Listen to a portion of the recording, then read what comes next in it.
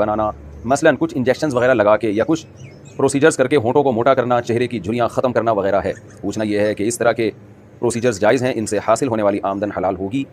देखिए, चेहरे को खूबसूरत बनाना तो जायज़ है इंजेक्शन वगैरह के ज़रिए, लेकिन या कोई चीज़ ऑयल वगैरह लगा के क्रीमें वगैरह लगाई जाती हैं और ईवी ऑन के कहा जाता है कैप्सूल वगैरह भी लगाती हैं ख़वातीन।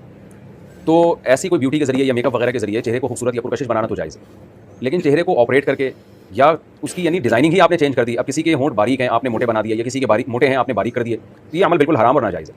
ये सिर्फ उसके लिए जायज़ है जिसको एक्सीडेंट में कुछ चेहरा बिगड़ गया हो, तो फिर प्लास्टिक सर्जरी वगैरह करके उस बिगड़ी हुई फॉर्म को सही किया जा सकता है। जिसमें मिसाल के तौर पर किसी की नाक मोटी है, किसी की नाक पतली है, अल्लाह का बनाया हुआ निज़ाम है। अब आपने क्या किया, मोटी वाली नाक को ऑपरेशन करके उसको बारीक बना दिया। कोई खातून आई कहने लगी कि मुझे बारीक नाक पसंद है, या किसी की नाक बारीक थी उसको मोटा कर दिया, ये हराम नाजायज़ अमल है।